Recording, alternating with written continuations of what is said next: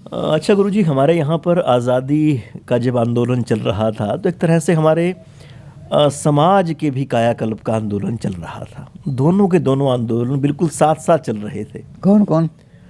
अ, आज़ादी का आंदोलन और समाज के उत्थान का, उसको रिशेप किया जा रहा था। ठीक है।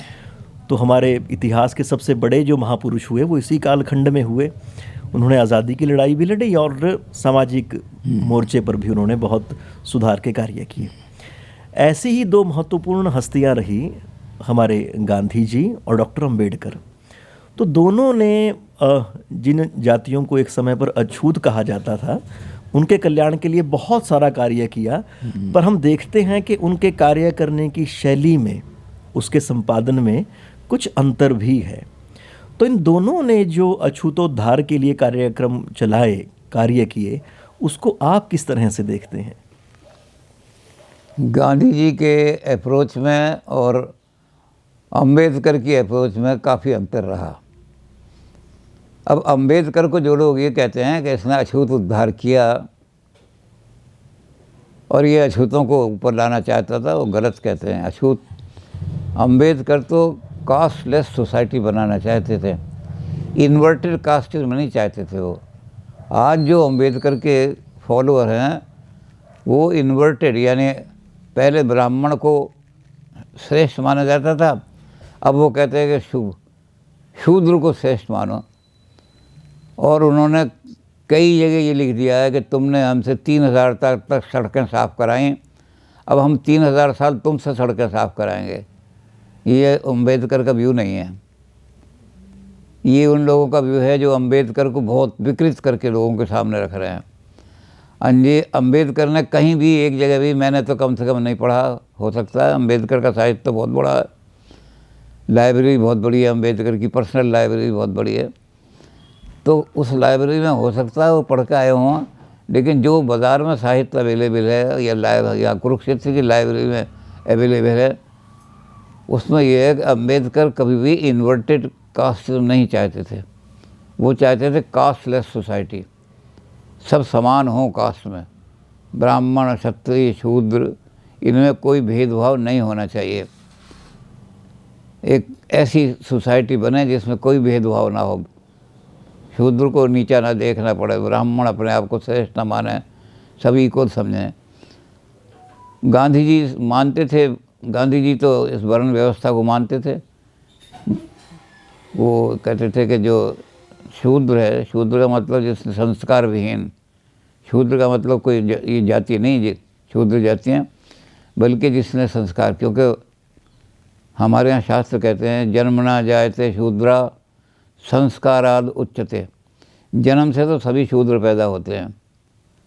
जो भी आदमी पैदा होते हैं उनके घर में जन्म में अशौच का, यानी अपवित्र कहलाता है घर। 10 दिन तक कोई भीख मांगने वाला भी उनके घर से भीख नहीं मांगता।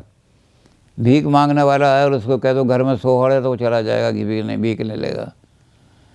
तो घर अपवित्र हो जाते हैं जब आदमी जन्म लेता है। तो जन्म ना जाए तो शूद्रा, जन्म से सभी शूद्र पैदा होते हैं।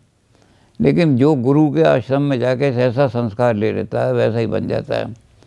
अगर गुरु के आश्रम में उसने वेद पढ़ना है, वो इंटेलेक्चुअल बच्चा है और उसने वेद पढ़ने और वेदों के साथ और चीज़ें जो धर्मशास्त्र पढ़ने शुरू किए, तो गुरु उसको कह देगा तुम ब्राह्मण हो।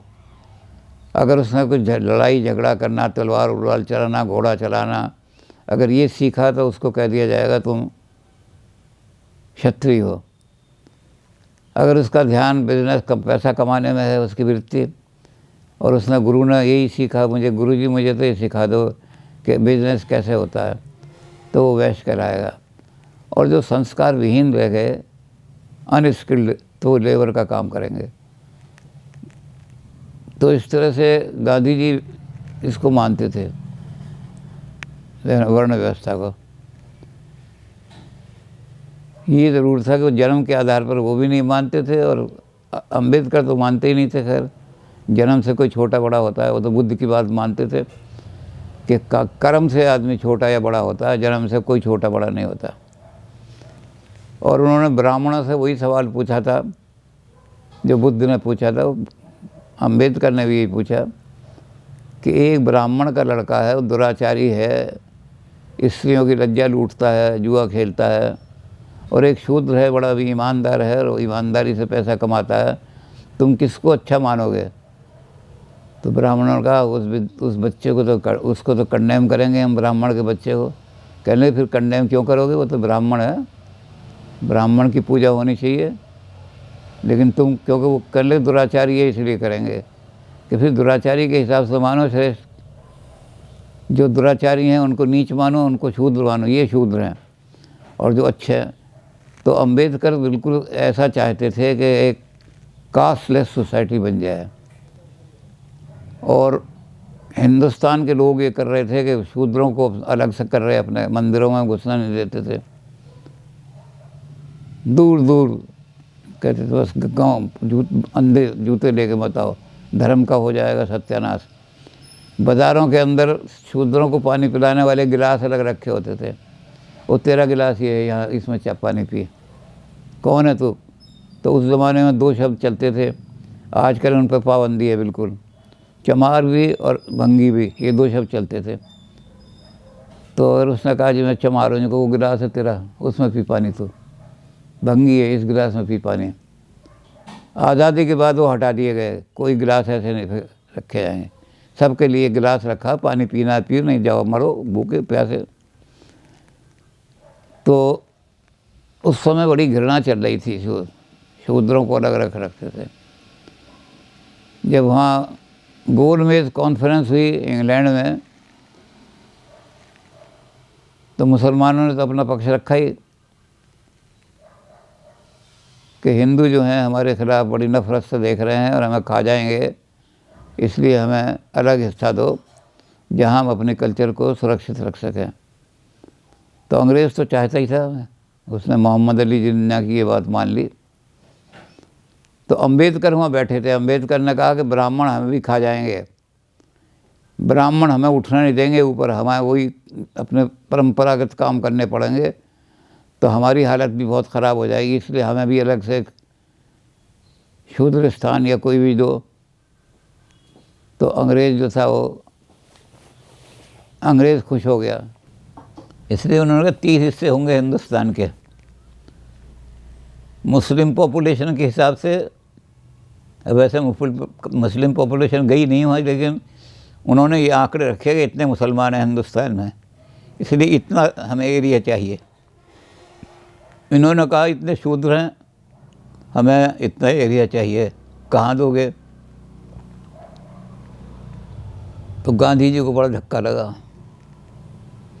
गांधी ने कहा अगर शूद्र हिंदुओं से निकल जाते हैं तो रह क्या जाएगा हिंदू? हिंदू तो माइनॉरिटी में रह जाएंगे। तो गांधी ने हिंदुस्तान में आते ही सन 1932 में और 33 और 34 में, 32 में तो कॉन्फ्रेंस हुई थी, 33 में और 34 में सारे हिंदुस्तान का भ्रमण किया। इन अछूतों को दिल से लगा हिंदुओं, ये अछूत जो हैं, गांधी ने कहा कि ये अछूतिस्तान बन गया तो अछूतों को ईसाई आके ईसाई बना लेंगे, वो बस वर्चुअली ईसाईस्तान बन जाएगा, ये मुसलमान स्थान, ये ईसाईस्तान, ये हिंदुस्तान, और सारे शूद्र उसमें जब चले जाएंगे तो उनको वो सारों को कन्वर्ट कर लेंगे ईसाई। तो गांधी जी ने सारे कई अछूतों को अपने हृदय से लगाओ, मंदिरों में इनको घुसने की परमिशन दो, ये मंदिरों में आएँ, पूजा करें हिंदुओं के मंदिर में, नहीं तो ये चले जाएंगे सारे। जब इन्होंने घोषणा कर दी कि ईसाई शूद्र जो हैं वो हिंदू नहीं हैं, तो 2 साल गांधी जी ने बड़ा चक्कर काटा, लेकिन सनातनी हिंदू जो थे उनके गले से बात नहीं उतरी। ये शूद्र हमारे मंदिर में कैसे घुस जाएगा? शूद्र को तो नहीं घुसने देंगे मंदिरों में, शूद्र को तो हम अपने कुओं से पानी नहीं भरने देंगे। तो गांधी जी ने मरण व्रत कर दिया। 1934 में गांधी जी मरण व्रत करने के लिए बैठ गए कि अगर अम्बेडकर जी शूद्रों को अलग करते हैं हिंदुओं से तो मैं अपनी जान दे दूंगा। तब भी अम्बेडकर जी ने सारा गांधी जी को बताया कि शूद्रों की स्थिति ऐसी है कि हिंदुस्तान अगर आज़ाद हो गया तो शूद्रों को सारे खा जाएंगे, उनको ऊपर उठने नहीं देंगे शूद्रों को। इसलिए शूद्रों को गांधी जी ने कहा कि अगर हिंदुस्तान से ही अलग हो गए तो अम्बेडकर जी ईसाई इनको सबको खा जाएंगे, क्योंकि ये सब लोग बेपढ़े लिखे हैं, कम पढ़े लिखे हैं। ईसाई वहाँ जाके अपना स्कूल खोल देंगे और कुछ खोल देंगे, सब ये ईसाई बन जाएंगे। ये इस्लाम, और चूँकि आप कहते हो कि भाई इस्लाम और ईसाई जो हैं ये धर्म ही नहीं बदलते बल्कि नेशनलिटी भी बदल देते हैं, तो नेशनलिटी बदल जाएगी, हिंदुस्तान में गद्दार लोग ज़्यादा पैदा हो जाएंगे, देशभक्त बहुत कम रहेंगे। तो गांधी जी बैठ गए मरण व्रत पे। तो as courtesy to Gandhi, as a mark of respect to Gandhi, Gandhi को बहुत ज़्यादा रेस्पेक्ट करने के लिए अंबेडकर जी इस बात पर मान गए कि कोई और तरीका निकाला जाए कि शूद्रों को, जो ब्राह्मण हैं वो शूद्रों को ख़त्म ना करें, खाए नहीं। तो पूना में एक पैक्ट हुआ, बहुत ज़बरदस्त पैक्ट था कि शूद्रों को स्पेशल कुछ प्रिविलेज दिए जाएंगे जिसके कारण से ब्राह्मण उनको न ख़त्म ना कर सके, खा ना सकें। तो उस प्रिविलेज का उन्होंने ये किया कि जब संविधान बनाया तो उन्होंने कहा कि गांधी जी तय हो गया है कि शूद्रों को कोई ऐसे प्रिविलेज दिए जाएंगे जिससे कि ब्राह्मण उनको नीचे न रखें, कि वो हमेशा नीचे रहें और सड़कें ही साफ़ करते रहें। तो रिजर्वेशन का मसला उसमें आ गया शूद्रों का। तो इन्होंने गांधी जी का बहुत सम्मान किया, ये बहुत बड़ा सम्मान था गांधी जी का अंबेडकर जी ने। लेकिन अंबेडकर जी ने उसको रोकने के लिए कि शूद्रों के साथ कोई गलत व्यवहार ना हो ब्राह्मण उनको, इसलिए उन्होंने रिजर्वेशन के लिए इसमें संविधान में प्रावधान कर दिया। तो चाहते तो दोनों थे शूद्रों का कल्याण, गांधी जी भी चाहते थे और अंबेडकर भी चाहते थे। लेकिन अंबेडकर ये चाहते थे कि ऐसी चीज़ रखे कि शूद्रों को ये खा ना जाए कहीं। गांधी जी कहते थे इनको साथ ही रखो हिंदुस्तान के, मैं कोशिश ये करूँगा कि ये सनातन धर्म के साथ साथ आ जाएं। लेकिन अंबेडकर कहते थे कि ये नहीं हटाएंगे, ब्राह्मण जो है अपने कुओं पर भी नहीं चढ़ने देंगे उनको, और अपने स्कूलों में भी नहीं पढ़ाएंगे। अपने ब्राह्मणों के स्कूल में शूद्र नहीं पढ़ सकता, तो शूद्र अच्छी शिक्षा भी नहीं ले सकेगा। तो उसमें थोड़ा बहुत अंतर रहा, लेकिन कल्याण लक्ष्य दोनों का एक ही था कि शूद्रों का उद्धार हो, शूद्रों का कल्याण हो। और ये जो आज चल रहा है अम्बेडकरवाद, कि अम्बेडकर ने बुद्ध धर्म स्वीकार कर लिया और शूद्रों को भी कहा जा रहा है कि बुद्ध धर्म स्वीकार करो। तो अम्बेडकर बुद्ध धर्म स्वीकार नहीं करना चाहते थे। उन्होंने तो एक झटका देने के लिए हिंदू समाज को कि तुम अभी तक शूद्रों को ना तो हिंदू मानते हो तो अपने मंदिरों में बुलाओ और आने दो इनको, और ना ही तुम इनको कोई ऐसा प्रिविलेज दे रहे हो कि सब ये जो इनके लिए हमने सुरक्षा रखा है, इतना आरक्षण रखा है, ये ख़त्म हो सके। अगर तुम इनको कुछ ये प्रिविलेज दे दो कि ये आपके स्कूलों में पढ़ सकें, आपके अंदरों में जा सकें, तो ये हम ख़त्म कराने को तैयार हैं। तो गांधी जी कहते नहीं, मैं यही रास्ता निकाल करके कि ये शूद्रों को अपने समाज के अंदर आत्मसात कर लें और फिर कोई भेदभाव ना रहे। तो बस ये इतना ही अंतर था दोनों का, क्योंकि अम्बेडकर क्या कहते थे कि ऐसा कभी नहीं हो सकेगा, सनातन धर्मी कभी भी अपने मंदिरों पर इनको नहीं आने देंगे और सनातन धर्मी कभी अपने कुओं से इनको पानी नहीं भरने देंगे, इसलिए इनके लिए रिजर्वेशन ही रखना पड़ेगा। रिजर्वेशन रहेगा तो कम से कम अलग स्कूलों में पढ़ेंगे, अलग बड़ी पोस्टों पर जाएंगे, जा कर के फिर ब्राह्मण जो हैं उनके अंडर में काम करेंगे और उनको फिर ये लगेगा कि शूद्र भी ऊंचे पद पर जा सकता है। तो दोनों में केवल अप्रोच का थोड़ा सा अंतर था, बाकी दोनों ने शूद्रों के कल्याण के लिए काम किया। गांधी जी की अप्रोच एसिमिलेशन की थी कि इनको हिंदुओं में सनातन धर्म में एसिमिलेट कर लिया जाए, और अम्बेडकर की अप्रोच जो थी ये थी कि नहीं, ऐसा नहीं होगा, वो एसिमिलेट नहीं करेंगे, इसलिए कुछ इनको प्रिविलेज दिया जाए। तो थोड़ा सा अंतर यही रहता था दोनों का अंदर, बाकी तो गाँव ठीक दोनों। और गांधी जी ने बहुत को काम किए, अछूत उद्धार के लिए उनके बड़े अंदर चलाए, बहुत ज़्यादा आंदोलन चलाए। हरिजन अखबार ही इसलिए निकाला कि एक अखबार हरिजन अखबार निकाला कि भाई ये शूद्रों को ऊपर उठाने के लिए, कि शूद्रों को ऊपर उठाएं। तो दोनों काम करते रहे अपने अलग अलग ढंग से, लेकिन दोनों अछूतों के उद्धार के लिए काम करते रहे। जी।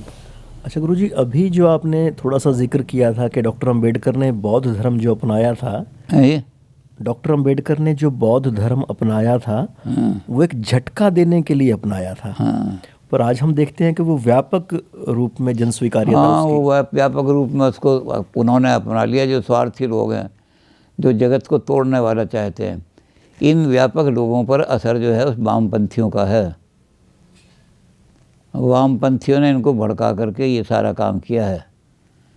और वामपंथी अब देश में उनका तो कोई प्रभाव रहा नहीं, तो वो इनको अछूतों को, शूद्रों को भड़का रहे हैं। लेकिन हमारे देश के जो नेता हैं सारे ही, चाहे वो किसी पार्टी के हों, वो इस बात पर ज़रूर तय हैं कि शूद्रों को हम हिंदू धर्म से अलग नहीं कर सकते। एक आदमी यहाँ आए थे, बहुत बड़े आदमी, अम्बेडकर जी की पुण्यतिथि थी जब वो आए थे, तो गोरखपुर से आए थे वो। तो गोरखपुर में उन्होंने कहा कि मैं तो बौद्ध हूँ, नवबौद्ध, और यहाँ जो हैं जिन्होंने मुझे बुलाया है लांगयान जी ने, ये हिंदू हैं, लेकिन फिर भी मैं अम्बेडकर के नाम से आ गया। तो मेरा वहाँ अंत में भाषण देना था। तो मैंने कहा कि कुरुक्षेत्र का बड़ा सौभाग्य है कि यहाँ जितने भी रविदासी हैं, उन्होंने कोई अलग मंदिर नहीं बनाया बौद्ध का, ना बौद्ध धर्म में गए हैं। वे सब के सब बड़ी श्रद्धा के साथ रविदास जी के मंदिर में मत्था टेकते हैं। और रविदास जी ने अपनी वाणी में कहीं भी बुद्ध का जिक्र नहीं किया है, उन्होंने राम का ही जिक्र किया है, राम राम। तो ये हमारे कुरुक्षेत्र का बड़ा, तो कुछ खिन्न से हो गए, चिढ़ गए कि हमारे बौद्ध धर्म के। तो हमने कहा हमारे यहाँ का अच्छा ही है, हमारा जो है। तो इन्होंने अक्टूबर में जन्म स्वीकार किया था बौद्ध धर्म, और दिसंबर में इनकी डेथ हो गई। तो अपना रिएक्शन इन्होंने देखा नहीं कि मेरा क्या रिएक्शन होता है, हिंदू क्या रिएक्शन करते हैं, सनातन धर्मी क्या रिएक्शन करते हैं। अगर फेवरेबल रिएक्शन हो जाता तो वो फिर से हिंदू धर्म में आ जाते।